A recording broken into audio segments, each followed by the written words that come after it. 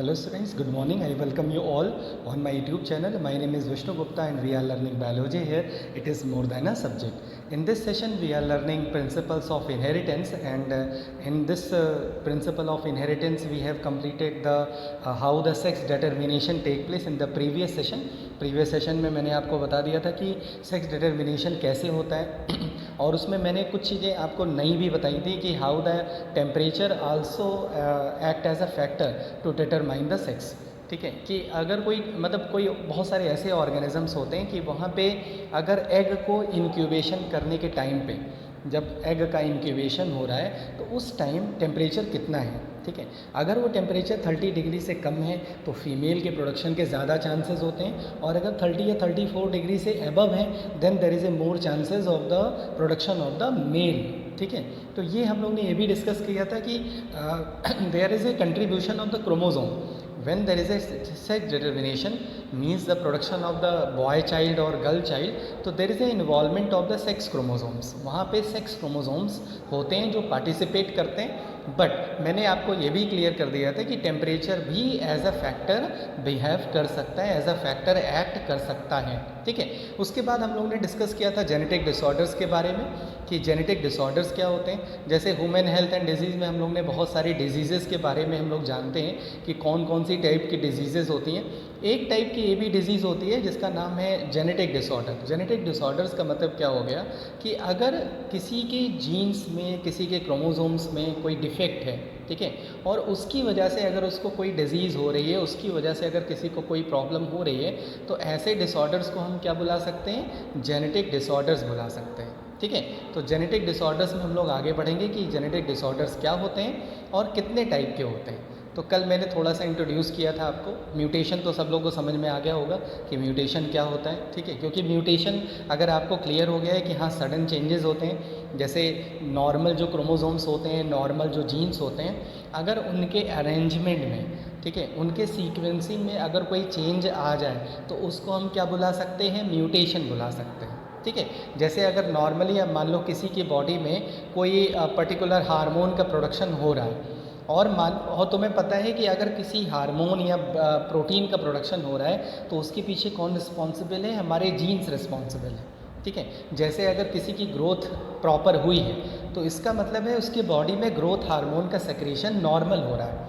लेकिन अगर मान लो उसके जीन्स में कोई म्यूटेशन हो गया, उसके जीन्स में कोई चेंजेस आ गए, तो ऐसी कंडीशन में, क्योंकि जीन्स मतलब डीएनए, और डीएनए ही इनडायरेक्टली क्या रेगुलेट करता है, production of the hormones, production of the enzymes, ये सारी चीज़ें कौन रेगुलेट कर रहा है, ये सारी चीज़ें डीएनए ही रेगुलेट कर रहा है। जैसे मैं एक फ्लो चार्ट से आपको समझा दूँ कि अगर मान लो डीएनए है तो डीएनए तुम्हें पता है क्या बनाएगा, आरएनए बनाएगा। ठीक है, डीएनए ही क्या बना लेता है, आरएनए बना लेता है। आरएनए से क्या बन सकती है, प्रोटीन बन सकती है, प्रोटीन बन सकती है, प्रोटीन से हार्मोन्स बन सकते हैं, और प्रोटीन से एंजाइम्स भी बन सकते हैं। तो इसका मतलब है कि कहीं ना कहीं जैसा डीएनए होगा, जिस तरह से डीएनए पे कोडॉन्स लगे होंगे, मतलब जीन्स लगे होंगे, वैसे ही आरएनए का प्रोडक्शन होगा, और जिस तरह से आरएनए का प्रोडक्शन होगा in the same way protein और हार्मोन्स का भी प्रोडक्शन होगा। इसका मतलब है अगर किसी फैक्टर से, किसी रीज़न से, किसी कॉज से डीएनए में चेंज आ जाए, अगर किसी तरह डीएनए की जो सीक्वेंसिंग है, डीएनए पे जो जीन्स लगे हैं, अगर उनमें ऑल्ट्रेशन हो जाए, तो ऐसी कंडीशन में जो इन्फॉर्मेशन है, जो डीएनए इन्फॉर्मेशन प्रोवाइड कराता है in the form of the protein, in the form of the hormones, वो भी ऑल्टर हो जाती है, वो भी चेंज हो जाती है। और हम उसी को क्या बुला सकते हैं, अगर वो नॉर्मल नहीं है तो उसको हम क्या बुलाएंगे, डिसऑर्डर बुलाएंगे। क्लियर है? ठीक है, तो डिसऑर्डर्स में क्या है कि जैसे आपने सुना होगा कि जेनेटिक डिसऑर्डर्स में हीमोफीलिया, हीमोफीलिया कम सुना होगा, लेकिन सबसे ज़्यादा आपने सुना होगा कलर ब्लाइंडनेस। ठीक है, ये बड़ा कॉमन है, कलर ब्लाइंडनेस। कलर ब्लाइंडनेस में there is no differentiation between the red and green colour. ठीक है, जब भी पेशेंट को रेड और ग्रीन कलर दिखाया जाता है तो वो डिफरेंशिएट नहीं कर सकता।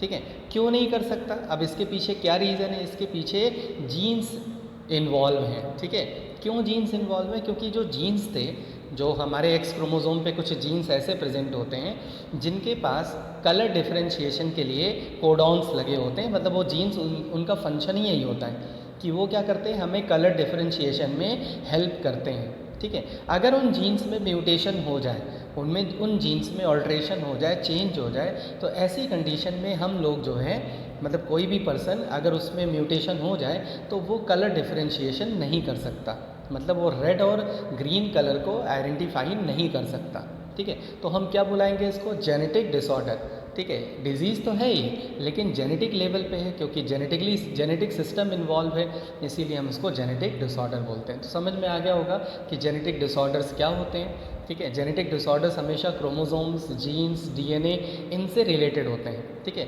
जैसे पैथोजन से डिसऑर्डर्स होते हैं, पैथोजन से डिजीज़ होती है, तो वो तो पैथोजन हमारे बॉडी में एंटर करता है तब हमें कोई प्रॉब्लम होती है, लेकिन हमारे बॉडी के जो हमारे खुद के जो जीन्स हैं, जो क्रोमोसोम्स हैं, अगर उसमें कोई ऑल्ट्रेशन हो जाए, उसमें कोई चेंज आ जाए, तो ऐसे डिसऑर्डर्स को क्या बुलाते हैं हम? Genetic disorder. और इनको मतलब करेक्ट करना, ठीक है, इनको क्योर करना बहुत मुश्किल होता है। इनको हम बहुत जल्दी से इनको हम करेक्ट नहीं कर सकते, ठीक है।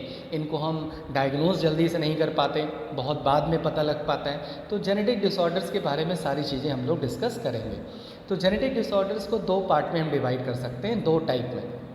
पहला है दैट इज़ मेंडेलियन डिसऑर्डर और दूसरा है क्रोमोसोमल डिसऑर्डर, ठीक है। अब देखो मेंडेलियन डिसऑर्डर्स में क्या होता है कि अगर जैसे आपको पता है कि नॉर्मल जो क्रोमोसोम्स होते हैं वो कितने होते हैं ह्यूमन के सेल्स में? 46, ठीक है। मतलब 2n इज इक्वल टू 46 होते हैं, ठीक है। 2n इज इक्वल टू 46 होते हैं। मेंडेलियन डिसऑर्डर में जो 46 नंबर ऑफ क्रोमोसोम हैं दे विल रिमेन सेम, मतलब नंबर ऑफ क्रोमोसोम्स में, स्ट्रक्चर ऑफ द क्रोमोसोम्स में there will be no alteration, कोई चेंज नहीं आएगा, ठीक है। समझ में आया नहीं आया? ठीक है, कि अगर 46 क्रोमोसोम्स हैं तो 46 ही रहेंगे, उसमें कोई अल्ट्रेशन नहीं होगा। बस इतना होगा कि इनमें म्यूटेशन होने के चांसेस हो सकते हैं। किसी पर्टिकुलर क्रोमोसोम्स में जो जीन्स लगे हैं वो म्यूटेट कर सकते हैं, और म्यूटेट हम लोग पहले से ही पढ़ चुके हैं कि म्यूटेशन क्या होता है। सडन अगर कोई चेंज आ जाए, और म्यूटेशन नेगेटिव भी होते हैं, पॉजिटिव भी होते हैं। तो मोस्टली जो जेनेटिक डिसऑर्डर्स में जो म्यूटेशन आएगा वो तो नेगेटिव ही आएगा। समझ में आई बात? ठीक है, तो 46 जो क्रोमोसोम्स होंगे वो 46 ही रहेंगे, लेकिन म्यूटेशन हो जाएगा। ऐसे जेनेटिक डिसऑर्डर्स को बोलते हैं मेंडेलियन डिसऑर्डर। क्लियर है? तो what are Mendelian disorders? The disorders in which the number of chromosomes remain same, there is no alteration in the number of chromosomes और in the structure of the chromosome, but there is a mutation. और याद रखना, अगर कोई jeans है, ठीक है, जैसे अगर गैमीट जब बन रहे हैं, जब ऑफस्प्रिंग का प्रोडक्शन हो रहा है, तो पेरेंट के जो क्रोमोसोम्स हैं वो इन्वॉल्व हैं।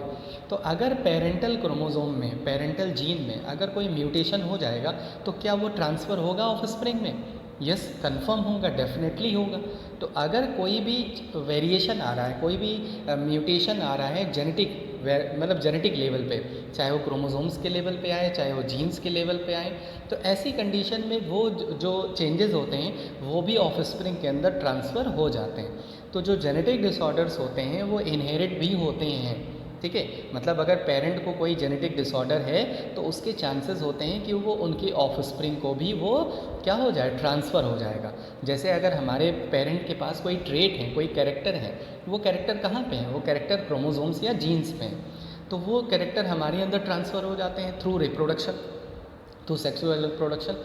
सेम एज़ अगर उनके जीन्स में, उनके क्रोमोसोम्स में कोई डिसऑर्डर है तो वो भी तो ट्रांसफ़र हो जाएगा। समझ में आई बात कि नहीं? ठीक है, तो आप अभी तक मैंने केवल इतना चीज़ बताई आपको कि जेनेटिक डिसऑर्डर्स क्या होते हैं, ठीक है। जेनेटिक डिसऑर्डर्स ऐसे डिसऑर्डर्स होते हैं जो हमारे जीन्स या क्रोमोसोम्स में कोई ना कोई डिफेक्ट ले आते हैं, और उसकी वजह से हमारी फिजियोलॉजी, हमारा बिहेवियर, ठीक है, हमारी मेंटल कंडीशन चेंज हो सकती है। बहुत सारे बॉडी में जो मेटाबॉलिक एक्टिविटीज़ हैं वो भी क्या हो सकते हैं, अफेक्टेड हो सकते हैं, ठीक है। जैसे ब्लड क्लॉट ना होना, ब्लड क्लॉट ना होने के लिए बहुत सारे फैक्टर रिस्पॉन्सिबल हैं, लेकिन कुछ जेनेटिक फैक्टर भी रिस्पॉन्सिबल हैं for the no clotting of the blood. अगर ब्लड क्लॉट नहीं हो रहा है तो उसके पीछे कुछ जेनेटिक फैक्टर भी रिस्पॉन्सिबल होते हैं। जैसे अगर किसी की ग्रोथ नहीं हो रही है, ठीक है, तो ग्रोथ नहीं हो रही है तो हो सकता है उसकी बॉडी में ग्रोथ हार्मोन का प्रोडक्शन ना हो रहा हो, ऐसे जीन्स म्यूटेट हो चुके हों या डिलीट हो चुके हैं। किसी को कलर ब्लाइंडनेस की प्रॉब्लम है, इसका मतलब है वो कलर डिफरेंशिएशन नहीं कर पा रहा है। उसका रीज़न क्या हो सकता है? उसका रीज़न जेनेटिक डिसऑर्डर हो सकता है, ठीक है। तो ये सारी चीज़ें, यहाँ तक आपको ये क्लियर हो गया होगा कि जेनेटिक डिसऑर्डर्स क्या होते हैं, ठीक है। नॉर्मल तो हमारे नंबर ऑफ क्रोमोसोम्स 46 होते हैं, इन्हीं क्रोमोसोम्स में अगर म्यूटेशन हो जाए, ठीक है, कोई चेंज आ जाए, तो वो जेनेटिक डिसऑर्डर को लीड कर सकते हैं, ठीक है। तो दो टाइप के जेनेटिक डिसऑर्डर हैं। पहला है genetic disorder that is Mendelian, जो मैंने बता दिया। अब आ जाओ क्रोमोसोमल डिसऑर्डर पे। क्रोमोसोमल डिसऑर्डर में क्या होगा कि अगर नंबर ऑफ क्रोमोसोम्स 46 हैं, तो 46 की जगह 47 हो सकता है या 45 हो सकता है। मतलब क्रोमोसोम्स के नंबर चेंज हो सकते हैं, या तो बढ़ सकते हैं या तो घट सकते हैं ठीक है। तो या तो क्रोमोसोम्स ऐड ऑन हो जाएंगे, या तो बढ़ जाएंगे, और या तो कम हो जाएंगे। और क्रोमोसोम्स के स्ट्रक्चर में भी अल्ट्रेशन हो सकता है। तो इसका मतलब है कि अगर क्रोमोसोमल रिलेटेड कोई भी चेंजेस आ रहा है, कोई एब्रिवेशन हो रहा है, ठीक है, तो इसका मतलब वो किस टाइप का डिसऑर्डर है, क्रोमोसोमल डिसऑर्डर है, ठीक। तो कल भी मैंने बताया था थोड़ा सा, लेकिन मैंने रिवाइज़ करा दिया इसको फिर से, क्योंकि इंपॉर्टेंट पार्ट है, हो सकता है कि किसी को एक बार में क्लियर ना होता हो। तो देखो यहाँ पे मैंने दोनों के बीच में डिफरेंसेस भी लिख दिए हैं कि मेंडेलियन डिसऑर्डर और क्रोमोसोमल डिसऑर्डर में क्या डिफरेंस होता है। तो मेंडेलियन डिसऑर्डर में लिखा हुआ है कि it is determined by alteration और mutation in the single gene. Genes के बीच में अगर जीन्स में अगर ऑल्ट्रेशन हो रहा है या म्यूटेशन हो रहा है। और क्रोमोसोमल डिसऑर्डर में क्या हो रहा है, ड्यू टू क्रोमोसोमल एबनॉर्मेलिटी। ऐसी कंडीशन में क्रोमोसोमल एबनॉर्मेलिटी आ जाएगी। तो बहुत इजी है, नाम से ही पता लग रहा है कि क्रोमोसोमल डिसऑर्डर्स क्या मतलब होगा, ठीक है। अब आ जाओ नेक्स्ट टॉपिक पर। सबसे पहले हम लोग पढ़ेंगे कि मेंडेलियन डिसऑर्डर, कौन कौन से मेंडेलियन डिसऑर्डर्स होते हैं। आगे बढ़ने से पहले मैं तुम्हें एक चीज़ बता दूं कि मेंडेलियन डिसऑर्डर में हम दो कैटेगरी के डिसऑर्डर्स पढ़ सकते हैं, ठीक है। मैं तुम्हें एक पहले ब्लैंक स्लाइड पे लेके समझा देता हूँ कि मेंडेलियन डिसऑर्डर्स कितने टाइप के हो सकते हैं। पहले उनको समझ लेते हैं, तब आगे बढ़ते हैं। देखो, कुछ डिसऑर्डर्स होते हैं जिनको हम बुलाते हैं सेक्स लिंक्ड, ठीक है। ऐसे डिसऑर्डर्स जो सेक्स लिंक्ड होते हो। अब देखो, सेक्स लिंक्ड डिसऑर्डर का मतलब क्या हो गया, बहुत ध्यान से समझना। अगर तुम्हें ये समझ में आ गया कि तो आगे डिसऑर्डर भी समझने में कोई प्रॉब्लम नहीं आएगी, ठीक है। सेक्स लिंक्ड डिसऑर्डर का मतलब हो गया, नाम से ही पता लग रहा है, सेक्स लिंक्ड। इसका मतलब है कि ऐसे डिसऑर्डर, मतलब ऐसे डिफेक्ट जो हमारे सेक्स क्रोमोसोम को डिफेक्ट करते हो, ठीक है। आपको पता है हमारे ह्यूमन में कौन कौन से सेक्स क्रोमोसोम्स होते हैं, एक्स क्रोमोसोम्स और वाई क्रोमोसोम। ये दो क्रोमोसोम्स ऐसे होते हैं जिनको हम सेक्स क्रोमोसोम्स बोलते हैं। अगर इन दोनों क्रोमोसोम में कोई डिफेक्ट आ जाए और वो ट्रांसफ़र हो ऑफस्प्रिंग के अंदर, तो ऐसे डिसऑर्डर्स को क्या बुलाएंगे हम, सेक्स लिंक्ड डिसऑर्डर। क्लियर है, समझ में आ गया। तो मोस्टली अगर कोई डिसऑर्डर सेक्स क्रोमोसोम से रिलेटेड है, इस सेक्स से रिलेटेड नहीं है, याद रखना, ठीक है। हो सकता है कुछ ऐसे फैक्टर होते हों जो सेक्स क्रोमोसोम पे प्रेजेंट होते हों, कुछ ऐसे जीन्स होते हों जो सेक्स क्रोमोसोम्स पे होते हों। अगर उनमें कोई डिफेक्ट हो जाए, ठीक है, तो वो सेक्स क्रोमोसोम जहाँ जहाँ जाएगा, मतलब जैसे मान लो अगर कोई डिफेक्ट एक्स क्रोमोसोम में आ गया, तो अगर एक्स क्रोमोसोम मदर से सन में ट्रांसफ़र हो रहा है, तो वो डिज़ीज़ मदर से सन के अंदर ट्रांसफ़र हो जाएगी। क्लियर है, ठीक है। फिर से समझ लो कि अगर कोई जैसे जेनेटिक डिसऑर्डर है और वो सेक्स क्रोमोसोम पे है, सेक्स क्रोमोसोम दो टाइप के होते हैं, या तो एक्स होता है या तो वाई होता है। मान लो कोई डिसऑर्डर एक्स क्रोमोसोम से रिलेटेड है, ठीक है, और अगर वो मदर से किसके अंदर ट्रांसफ़र हो रहा है, सन के अंदर ट्रांसफ़र हो रहा है, तो जो भी डिसऑर्डर एक्स क्रोमोसोम पे होगा वो किसके अंदर ट्रांसफ़र हो जाएगा, सन के अंदर ट्रांसफ़र हो जाएगा। समझ में, डॉटर के अंदर भी ट्रांसफ़र हो सकता है। इसका मतलब है कि ये जो डिसऑर्डर्स होते हैं ये सेक्स क्रोमोसोम के साथ ट्रांसफ़र होते हैं। समझ में आई बात, ठीक है। तो ऐसे डिसऑर्डर्स को क्या बुलाते हैं, सेक्स लिंक्ड डिसऑर्डर। क्लियर। दूसरा होता है ऑटोसोमल। आपको मैंने सेक्स डिटर्मिनेशन में बता रखा है कि there are two type of chromosomes, एक होते हैं ऑटोसोम्स, एक होते हैं सेक्स क्रोमोसोम्स। तो जो ऑटोसोम्स होते हैं they don't determine the sex, ये सेक्स को डिटरमाइन नहीं करते हैं, ठीक है। जैसे आपको पता है ह्यूमन में 22 पेयर 44 क्रोमोसोम्स क्या होते हैं, ऑटोसोम्स होते हैं।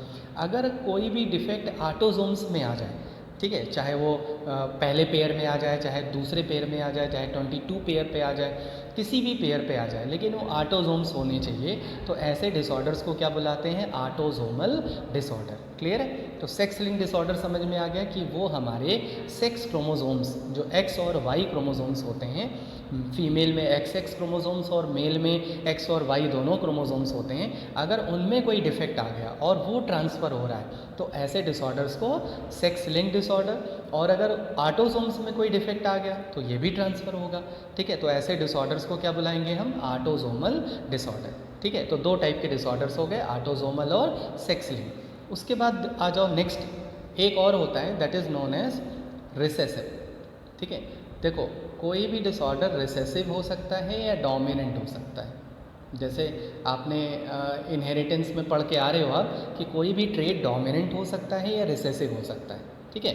तो ऐसे ही कोई भी डिसऑर्डर रिसेसिव भी हो सकता है और डोमिनेंट भी हो सकता है। रिसेसिव का मतलब होता है कि अगर हमारे पेरेंट में या किसी के पेरेंट में कोई डिसऑर्डर है, ठीक है, तो उनको कोई डिजीज़ हो नहीं रही है, वो हिडन है, वो छिपी हुई है। लेकिन जब वही क्रोमोसोम, वही जीन्स ऑफस्प्रिंग के अंदर ट्रांसफ़र होते हैं तो वो शो होने लगते हैं। तो इसका मतलब है हम ऐसे डिसऑर्डर्स को क्या बुला सकते हैं, रिसेसिव बुला सकते हैं, ठीक है। जो हिडन थे, जो हमारी फैमिली में या किसी की फैमिली के जनरेशन में हिडन थे, लेकिन आगे जाके किसी जनरेशन में उन्होंने अपने आप को एक्सप्रेस कर दिया, तो ऐसे डिसऑर्डर्स को क्या बुला सकते हैं, रिसेसिव बुला सकते हैं, ठीक है। तो कोई भी डिसऑर्डर ऑटोसोमल रिसेसिव हो सकता है, ऑटोसोमल डोमिनेंट भी हो सकता है, ठीक है। सेक्स लिंक्ड रिसेसिव हो सकता है या सेक्स लिंक्ड डोमिनेंट भी हो सकता है, क्लियर है। लेकिन आपके सिलेबस में केवल दो ही टाइप के डिसऑर्डर्स हैं, सेक्स लिंक्ड रिसेसिव और ऑटोसोमल रिसेसिव, ठीक है। आपको दो ही टाइप के डिसऑर्डर्स पढ़ने हैं, कौन कौन से, सेक्स लिंक्ड रिसेसिव होगा या ऑटोसोमल रिसेसिव होगा, ठीक है। तो इन्हीं दोनों डिसऑर्डर्स को हम लोग पढ़ेंगे। समझ में आ गया कि सेक्स लिंक्ड डिसऑर्डर क्या होता है और ऑटोसोमल डिसऑर्डर क्या होता है। अब देखो आपको एग्जांपल से और अच्छे से समझ में आएगा। जैसे सबसे पहले मेंडेलियन डिसऑर्डर है हीमोफीलिया। सबसे पहले हम लोग हीमोफीलिया पढ़ने जा रहे हैं, ठीक है। और हीमोफीलिया देखो किस टाइप का डिसऑर्डर है, सेक्स लिंक्ड रिसेसिव डिसऑर्डर है, ठीक है। और सेक्स लिंक मतलब दो टाइप के सेक्स क्रोमोसोम्स होते हैं, एक एक्स क्रोमोसोम और एक वाई क्रोमोसोम। तो ये सेक्स एक्स क्रोमोसोम से रिलेटेड है, ठीक है। मतलब ये कौन से क्रोमोसोम पे डिफेक्ट लाएगा, कौन से क्रोमोसोम अफेक्टेड होगा, एक्स क्रोमोसोम, ठीक है। सेक्स क्रोमोसोम में भी एक्स क्रोमोसोम, क्लियर है। तो ऐसे डिसऑर्डर्स को हम क्या बुला सकते हैं, सेक्स लिंक्ड डिसऑर्डर। तो उसका एक एग्जांपल है हीमोफीलिया। अब मैं पहले हीमोफीलिया की थोड़ी सी तुम्हें बता देता हूँ कि हीमोफीलिया होता क्या है। जैसे तुम्हें पता है कि हमारे जब भी कोई स्मॉल कट होता है, ठीक है, तो हमारा जो मतलब ब्लड जो ब्लीडिंग होती है वो कुछ मिनट के बाद अपने आप रुक जाती है, ब्लीडिंग स्टॉप हो जाती है। आपको पता है क्यों हो जाती है, क्लॉटिंग की वजह से, ठीक है, क्योंकि there is a formation of the clot. सोचो अगर क्लॉट का फॉर्मेशन ना हो तो क्या होगा, हमारे बॉडी से पूरा ब्लड बाहर की तरफ निकल जाएगा और पर्सन की डेथ हो जाएगी, ठीक है। तो हीमोफीलिया में होता क्या है कि नॉर्मल जो क्लॉटिंग का टाइम होता है, जैसे 2 से 8 मिनट से लेके, ये देखो, ठीक है, यहाँ पे लिखा हुआ है कि जो नॉर्मल पर्सन का जो ब्लड क्लॉट हो जाता है वो 2 से लेके 8 या 10 मिनट्स तक ब्लड की क्लॉटिंग हो जाती है इंजरी के बाद, ठीक है। लेकिन अगर कोई पेशेंट है जो हीमोफीलिया से सफ़र कर रहा है, उसको ये जेनेटिक डिसऑर्डर है, तो ऐसे डिसऑर्डर्स में ऐसे पेशेंट को जो ब्लड की क्लॉटिंग है वो 20 मिनट से लेके 24 आवर तक नहीं हो पाती, ठीक है। मतलब ब्लड की क्लॉटिंग जल्दी से नहीं हो पाती। अब सोचो अगर ब्लड की क्लॉटिंग जल्दी नहीं होगी, 20 मिनट से लेके 24 आवर तक का टाइम लगेगा, तो क्या होगा, तो उसकी बॉडी से मोस्ट ऑफ द ब्लड क्या हो जाएगा, ब्लीड आउट हो जाएगा, बाहर हो जाएगा। इसीलिए इस डिसऑर्डर को ब्लीडर डिजीज़ भी बोलते हैं। देखो यहाँ पे लिख रखा है ब्लीडर डिजीज़। तो ब्लीडर डिजीज़ का मतलब क्या हो गया कि इसमें ब्लीडिंग कंटिन्यूसली होती है और पर्सन की डेथ भी हो सकती है। समझ में आई बात, ठीक है। तो एक तो एक चीज़ पता लग गई कि इस डिसऑर्डर का सिम्टम क्या होता है, मतलब इस डिसऑर्डर को कैसे पहचानेंगे कि किसी को हीमोफीलिया है, ठीक है। अगर किसी का ब्लड क्लॉट नहीं हो रहा है जल्दी से, तो उसको टेस्ट करा लेना चाहिए कि कहीं उसको कोई डिसऑर्डर तो नहीं है, कहीं उसको हीमोफीलिया तो नहीं है, ठीक है, जिससे उस हीमोफीलिया को उसी की जनरेशन तक रोका जा सके।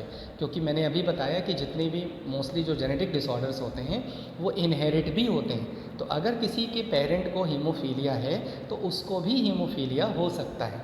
समझ में आई बात, ठीक है। अब देखो सबसे पहले आपको पता है क्वीन विक्टोरिया का नाम सुना होगा आपने। क्वीन विक्टोरिया इस डिज़ीज़ की कैरियर थे। उनको खुद मतलब वो अफेक्टेड नहीं थी, मतलब उनको कोई प्रॉब्लम नहीं थी, लेकिन वो डिज़ीज़ को ट्रांसफ़र कर सकती थी, ठीक है। कैरियर का मतलब होता है जो डिज़ीज़ को ट्रांसफ़र करे। उसको खुद वो डिज़ीज़ मतलब अफेक्टेड नहीं है, लेकिन वो डिज़ीज़ को ट्रांसफ़र कर सकती है, ठीक है।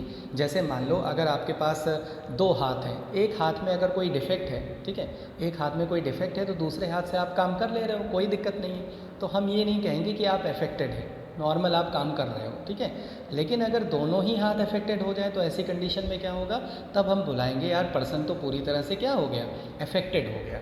जैसे आपको पता है गाड़ी में स्टेपनी लगी होती है, ठीक है, कार में 4 पहिए होते हैं, एक स्टेपनी भी लगा होता है। तो अगर स्टेपनी ख़राब है तो कोई प्रॉब्लम नहीं है, जो 4 पहिए हैं वो क्या है, वो तो सही है ना, ठीक है। तो ऐसे ही कैरियर में होता है। कैरियर में क्या होता है कि जैसे 2 क्रोमोसोम्स हैं, ठीक है, आपको पता है 2 सेट ऑफ क्रोमोसोम्स होते हैं। अगर एक क्रोमोसोम डिफेक्टेड है, ठीक है, अफेक्टेड है, तो दूसरा क्रोमोसोम सही है, तो इसका मतलब है उसको कोई प्रॉब्लम नहीं होगी, लेकिन वो डिफेक्टेड वाले क्रोमोसोम्स को ट्रांसफ़र कर सकता है। तो ये मतलब होता है कैरियर का, ठीक है। तो क्वीन विक्टोरिया को खुद डिजीज़ नहीं थी हीमोफीलिया, लेकिन वो कैरियर थी, वो उस डिज़ीज़ को ट्रांसफ़र करती थी, और उन्होंने बहुत सारे अपने डिसेंडेंट में, मतलब अपने ऑफस्प्रिंग्स में, फिर उनके जनरेशन पे ये डिज़ीज़ ट्रांसफ़र की।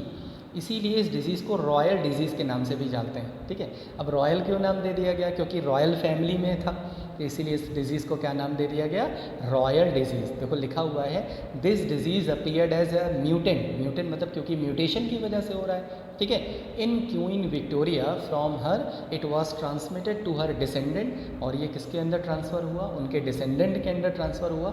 So this disease is called royal disease, इसीलिए हम इस डिज़ीज़ को रॉयल डिज़ीज़ के नाम से भी जानते हैं। क्लियर है, ठीक है। तो हीमोफीलिया की 2 चीज़ें समझ में आ गई कि पहला कि हीमोफीलिया का सिम्टम क्या होता है और इसको रॉयल डिज़ीज़ क्यों बोलते हैं। अब ये सेक्स लिंक डिसऑर्डर है, मैंने आपको पहले बताया कि 2 टाइप के डिसऑर्डर्स आप लोग पढ़ोगे, एक सेक्स लिंक्ड और दूसरा ऑटोसोमल, ठीक है। और ये सेक्स क्रोमोसोम के साथ ट्रांसफ़र होगा, ठीक है। इसको ट्रांसफ़र करने के लिए कौन से क्रोमोसोम रिस्पॉन्सिबल होंगे, सेक्स क्रोमोसोम्स, ठीक है। अब देखो हम लोग इसकी इनहेरिटेंस देखेंगे और कौन कौन सी कंडीशन हो सकती है। देखो 2 कंडीशन हो सकती है, एक फिनोटाइप और एक जीनोटाइप, ठीक है। हो सकता है फिनोटाइपिकली किसी को हीमोफीलिया ना हो, मतलब अगर किसी को आप मतलब कोई इंजरी करो और उसका ब्लड क्लॉट हो जाए, हो सकता है वो फिनोटाइपिकली आपको शो ना हो कि इसको हीमोफीलिया है। लेकिन हो सकता है कि वो जीनोटाइपिकली, मतलब उसका जो जीनोटाइप है उसके थ्रू हमें ये पता लग सकता है कि इसको ये डिसऑर्डर है और ये ट्रांसफ़र कर सकता है, ठीक है। तो इसी का मतलब होता है फिनोटाइप और जीनोटाइप। अब देखो नेक्स्ट स्लाइड में यही है कि haemophilia is a sex link x link disorder. X link मतलब आपको पता है 2 क्रोमोसोम्स होते हैं, एक्स और वाई, तो ये एक्स के साथ ट्रांसफ़र होता है। Means in the X chromosome, ठीक है, is responsible to transfer the disease. कौन सा क्रोमोसोम रिस्पॉन्सिबल है, एक्स क्रोमोसोम, ठीक है। तो ये एक्स लिंक करेक्टर है, ठीक है। जो हीमोफीलिया है वो किस टाइप का करेक्टर है, एक्स लिंक। अब देखो इसमें कौन कौन सी कंडीशन हो सकती है, ठीक है। अगर जैसे मैं एक ब्लैंक स्लाइड पे पहले तुम्हें बता दूं कि अगर मान लो एक्स क्रोमोसोम के ऊपर ऐसे एच लिखा है, तो एच का मतलब क्या हो गया, हीमोफीलिया। एक्स के ऊपर लिखा है, इसका मतलब है ये वाला क्रोमोसोम क्या हो गया, अफेक्टेड हो गया, डिफेक्ट आ गया इसमें, ठीक है। क्लियर है। तो फीमेल में कितने एक्स क्रोमोसोम होते हैं, 2 एक्स क्रोमोसोम्स होते हैं ये, ठीक है। अब बताओ ये दूसरा क्रोमोसोम बच गया कि नहीं बच गया, ठीक है। फीमेल में कितने एक्स क्रोमोसोम्स होते हैं, 2 होते हैं। मान लो अगर एक अफेक्टेड है तो दूसरा तो सेफ़ है, ठीक है, दूसरा अनअफेक्टेड है। तो ऐसी कंडीशन में फीमेल कैरियर डिजीज़ को ट्रांसफ़र कर सकती है, लेकिन खुद उसको कोई प्रॉब्लम नहीं होगी। क्लियर है। तो ऐसी कंडीशन में हम बुला सकते हैं कि फ़ीमेल नॉर्मल है, ठीक है, फिनोटाइपिकली वो नॉर्मल है, लेकिन जीनोटाइपिकली वो कैरियर है, ठीक है। तो वही चीज़ देखो नेक्स्ट स्लाइड पे मैंने लगा दी है, ताकि आपको, जिससे आपको कंडीशन पता लग जाए कि कौन कौन सी कंडीशन आ सकती है। तो पहली कंडीशन क्या है, एक्स एक्स एच। अगर उस एच लिखा हुआ है तो इसका मतलब है वो क्या है, हीमोफिलिक फैक्टर है, हीमोफीलिया से वो अफेक्टेड है। ऐसी कंडीशन में जो फीमेल होगी वो कैरियर होगी, ठीक है, उसको खुद कोई प्रॉब्लम नहीं होगी, और लेकिन वो डिजीज़ को ट्रांसफ़र कर सकती है। अभी मैं दिखाऊंगा कि कैसे ट्रांसफ़र कर सकती है, ठीक है। नेक्स्ट देखो, अगर दोनों ही क्रोमोसोम अफेक्टेड है तब तो उसको डिजीज़ हो गई, ठीक है। तब तो जो फीमेल है वो क्या हो गई, अफेक्टेड हो गई। इसका मतलब है फीमेल कैरियर भी हो सकती है, फीमेल अफेक्टेड भी हो सकती है, दोनों ही कंडीशन हो सकती है। लेकिन अगर मेल है, अगर मेल के केस में देखा जाए तो मेल केवल अफेक्टेड हो सकता है या नॉर्मल हो सकता है, कैरियर नहीं हो सकता। क्यों, क्योंकि मेल बेचारे के पास केवल एक ही एक्स क्रोमोसोम होता है, ठीक है। तो अगर एक ही एक्स क्रोमोसोम भी डिफेक्टेड हो गया तो दूसरा क्रोमोसोम तो है नहीं उसको बचाने के लिए, ठीक है। तो हम ये कह सकते हैं कि अगर मेल की कंडीशन में है तो मेल केवल 2 ही कंडीशन हो सकती है, या तो मेल अफेक्टेड होगा क्योंकि उसके पास एक ही एक्स क्रोमोसोम होता है, और या तो मेल नॉर्मल होगा, ठीक है। क्लियर है, समझ में आ गई बात। तो फीमेल दो कंडीशन में हो सकती हैं, कैरियर हो सकती हैं या अफेक्टेड हो सकती हैं, और जो मेल है वो कैरियर नहीं हो सकता, या तो अफेक्टेड होगा या तो नॉर्मल होगा। ठीक है, अब हम लोग ये पढ़ेंगे कि इस डिसऑर्डर की इनहेरिटेंस कैसे होती है, कैसे ये डिसऑर्डर पेरेंट से ऑफस्प्रिंग को ट्रांसफ़र हो जाता है, हम इसकी पॉसिबिलिटी देख सकते हैं। ठीक है, जैसे मैं आपको एक कंडीशन बना रहा हूँ कि देयर इज़ ए मैरिज होती है, एक नॉर्मल मेल है और उसकी जो वाइफ है वो कैरियर है। ठीक है, क्या क्या कंडीशन बताई मैंने, एक मेल है और जो मेल है वो क्या है, नॉर्मल है। ठीक है, मेल क्या है, नॉर्मल है, और जो फीमेल है वो क्या है, कैरियर है। ठीक है, कैरियर का मतलब समझ में आ गया होगा कि कैरियर का मतलब उसको इफेक्ट नहीं है, मतलब वो डिफेक्टेड नहीं है, मतलब उसको डिजीज़ नहीं है, लेकिन वो डिजीज़ को ट्रांसफ़र कर सकते हैं। तो आपको जब भी ऐसी कंडीशन मिले तो सबसे पहले इसके जीनोटाइप लिखो। अगर मेल नॉर्मल है तो तुम्हें पता है मेल दो ही कंडीशन हो सकती है, या तो नॉर्मल होगा या तो अफेक्टेड होगा। तो मेल का जीनोटाइप क्या होगा, XY, ये मेल का जीनोटाइप हो गया।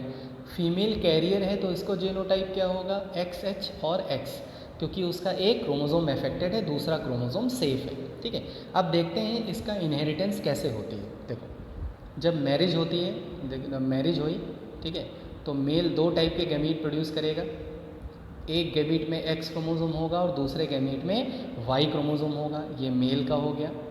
उसके बाद जो फीमेल होगी वो भी दो टाइप के गैमीट प्रोड्यूस करेगी, एक में डिफेक्टेड वाला क्रोमोसोम होगा और एक में नॉर्मल वाला क्रोमोसोम होगा। ठीक है, जब ये वाला गैमीट इस वाले गैमीट से फर्टिलाइज करेगा, ठीक है, तो क्या होगा, XH ठीक है, अब देखो जीनोटाइप देखो, XH और X, इसका मतलब है जो एक गर्ल चाइल्ड आएगी वो कैरियर हो जाएगी। ठीक है, उसके बाद जब ये वाला गैमीट Y वाले क्रोमोसोम से फर्टिलाइज करेगा तो XHY, इसका मतलब है जो सन आएगा वो गया ठीक है, वो डिफेक्टेड हो गया, उसको डिजीज़ हो जाएगी। उसके बाद जब ये वाला क्रोमोसोम इस वाले क्रोमोसोम से फर्टिलाइज करेगा तो एक फीमेल नॉर्मल आएगी और एक मेल भी नॉर्मल आएगा। इसका मतलब है कि एक फीमेल नॉर्मल आ रही है, एक मेल नॉर्मल आ रहा है, एक मेल अफेक्टेड आ रहा है और एक फीमेल कैरियर आ रही है। समझ में आया? और हम कैरियर फीमेल को भी नॉर्मल ही मानते हैं, याद रखना। ठीक है, हम हमेशा कैरियर फीमेल को नॉर्मल बुलाते हैं। क्यों नॉर्मल बुलाते हैं? क्योंकि उसको कोई डिजीज़ नहीं है। ठीक है, तो ऐसी कंडीशन में आप देख रहे हो कि जो 50% सन है वो अफेक्टेड होने के चांसेस हो जाते हैं, कि अगर दो सन प्रोड्यूस होंगे तो दो में से एक सन अफेक्टेड होने के कंफर्म है, मतलब कुछ उसको कोई उसको बचा नहीं सकता। ठीक है, तो आप देख सकते हो कि अगर आपके कोई रिलेशन में किसी की मैरिज होने जा रही है तो उसको ज़रूर बोल देना कि अपना जो टेस्ट है वो ज़रूर करा ले जेनेटिक डिसऑर्डर का। इससे क्या बेनिफिट होगा, इससे ये पता लग जाएगा कि दोनों के अंदर कोई जेनेटिक डिसऑर्डर तो नहीं है। अगर जेनेटिक डिसऑर्डर है तो हो सकता है उनको सिम्टम उसके ना आए, लेकिन वो डिसऑर्डर वो अपने ऑफस्प्रिंग के अंदर ट्रांसफ़र कर सकते हैं। ठीक है, पॉसिबिलिटी उसकी हो सकती है। ठीक है, तो ये बहुत अच्छा होगा कि अगर कोई कपल है और वो जेनेटिक डिसऑर्डर की टेस्टिंग करा ले, तो उससे क्या होगा कि जो ऑफस्प्रिंग में कोई डिसऑर्डर है वो ट्रांसफ़र नहीं होगा। क्लियर है? तो आपको ये समझ में आ गया कि किस तरह से हीमोफीलिया इनहेरिटेंस होती है, किस तरह से हीमोफीलिया जो डिज़ीज़ है उसकी इनहेरिटेंस होती है पेरेंट से ऑफस्प्रिंग के अंदर। अब आप क्या कर सकते हो, आप बहुत सारी कंडीशन बना सकते हो। जैसे मैंने एक कंडीशन बनाई कि नॉर्मल मेल की मैरिज किससे हो रही है, कैरियर फीमेल से हो रही है, तो क्या होगा, कौन कौन से ऑफस्प्रिंग आ सकते हैं, क्या पॉसिबिलिटी होगी। अब आप ढेरों कंडीशन बना सकते हो। आप अफेक्टेड मेल की मैरिज जो है वो नॉर्मल फीमेल से करा सकते हो। ठीक है, उसके बाद आप अफेक्टेड जो फीमेल है उसकी मैरिज नॉर्मल मेल से करा के देख सकते हो क्या होगा। तो ऐसी कई सारी कंडीशन आप क्रिएट करके खुद से इन क्वेश्चंस को सॉल्व कर सकते हो। मैंने एक क्वेश्चन लगाया है बहुत बढ़िया, ठीक है, उसको देखो, अगर आपको समझ में आएगा तो इसको सॉल्व करके बताना। अब देखो एक चीज़ और मैं बता दूँ कि जैसे आपको पता है कि जो फीमेल है जैसे मेल में एक एक्स क्रोमोसोम होता है, जो मेल होता है उसके पास एक एक्स क्रोमोसोम होता है और एक वाई क्रोमोसोम होता है। जो फीमेल है उसके पास दो एक्स क्रोमोसोम होते हैं। तो जब भी कोई सन प्रोड्यूस करता है, जब भी कोई सन प्रोड्यूस होगा, ठीक है, तो और अगर वो डिसऑर्डर एक्स लिंक्ड है तो ऐसी कंडीशन में जो मदर होगी वो अपने एक्स क्रोमोसोम को किसको ट्रांसफ़र करेगी, सन को ट्रांसफ़र करेगी। समझ में आई बात? ठीक है, क्योंकि मेल तो वाई क्रोमोसोम ट्रांसफ़र करता है, ठीक है। अगर हम एक्स क्रोमोज़ोम पे फोकस करें तो एक्स क्रोमोज़ोम हमेशा सन को कहाँ से मिलता है, उसकी मदर से मिलता है। इसका मतलब है अगर उसकी मदर कैरियर है या अफेक्टेड हैं तो सबसे ज़्यादा नुकसान किसका है, सन का है। ठीक है, क्लियर। और वहीं पे अगर अगर कोई डिसऑर्डर अगर मान लो मेल में है, अगर क्या नाम है इसमें है फादर में है, अगर कोई डिसऑर्डर फादर में है तो फादर से वो डिसऑर्डर उसकी डॉटर में ट्रांसफ़र हो सकता है। फादर से डिसऑर्डर किसके अंदर ट्रांसफ़र हो सकता है, डॉटर के अंदर ट्रांसफ़र हो सकता है। ठीक है, तो इसका मतलब है कि अगर एक्स क्रोमोज़ोम पे फोकस करें तो जो सन है उसको एक्स क्रोमोज़ोम कहाँ से मिलता है, अपनी मदर से मिलता है। और उसको जो और कोई डॉटर है, अगर कोई डॉटर प्रोड्यूस हो रही है तो उसको एक्स क्रोमोज़ोम कहाँ से मिल रहा है, उसके फादर से मिल रहा है। इसका मतलब है अगर किसी डॉटर का फादर अफेक्टेड है तो कंफर्म है वो डॉटर भी कैरियर हो जाएगी। ठीक है, क्यों, क्योंकि उसको एक्स क्रोमोज़ोम कहाँ से मिलेगा, उसके सन से, उसके फादर से मिलेगा। समझ में आई बात। ठीक है, तो इस तरह से आप समझ गए होंगे कि जो एक्स क्रोमोज़ोम है वो मदर जो है अपने सन को ट्रांसफ़र कर रही है, और जो मेल है मतलब जो फादर है वो अपने एक्स क्रोमोज़ोम को अपनी डॉटर के अंदर ट्रांसफ़र कर रहा है। तो इसी को बुलाते हैं क्रिस क्रॉस इनहेरिटेंस। समझ में। क्रिस क्रॉस का मतलब क्या हो गया, फीमेल सन को और जो फादर है वो अपनी डॉटर को ट्रांसफ़र कर रहा है। Such type of inheritance is known as criss cross inheritance. ठीक है, देख सकते हो नेक्स्ट स्लाइड में मैंने लिख भी रखा है। Inheritance of hemophilia. In the case of X-linked recessive disorder, father transfer the disorder to his daughter. ठीक है, हमेशा फादर डिसऑर्डर को किसको ट्रांसफ़र करेगा, अपनी डॉटर को, और जो मदर होगी वो किसको ट्रांसफ़र करेगी, अपने सन को ट्रांसफ़र करेगी। इसी इनहेरिटेंस को क्या बुलाते हैं हम, क्रिस क्रॉस इनहेरिटेंस बुलाते हैं। क्रिस क्रॉस का मतलब इधर से उधर। क्लियर है। ठीक है, उसके बाद देखो मैंने एक क्वेश्चन दे दिया है, इस क्वेश्चन को सॉल्व करना, और इस क्वेश्चन का अगर आपको नहीं समझ में आएगा तो मैं नेक्स्ट क्लास में इस क्वेश्चन को बताऊँगा। ठीक है, लेकिन तब तक आप अपना दिमाग लगाइए। A man Mary's a women, एक मैन है उसकी शादी होती है किसी वुमेन के साथ, और उस वुमेन का जिसके साथ उसकी शादी हो रही है मैन की, उसके फादर क्या थे, हीमोफिलिक थे। ठीक है, मतलब उस लड़की के फादर हीमोफिलिक थे। तो वर्कआउट द क्रॉस, अब जब दोनों के बीच में जो मैरिज होती है तो आपको वर्कआउट करना है क्रॉस को, और बताना है कि जो ऑफस्प्रिंग आएंगी उनके अंदर हीमोफीलिया की क्या पॉसिबिलिटी होगी।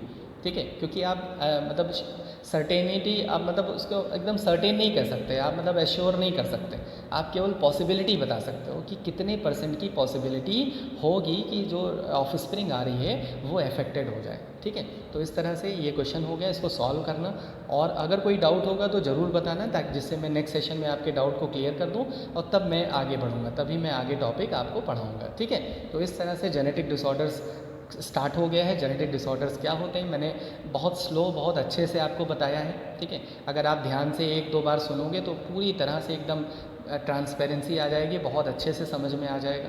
ठीक है, पहला डिसऑर्डर मैंने आपको पढ़ाया है, that is sex linked recessive disorder, और उसका नाम है हीमोफीलिया।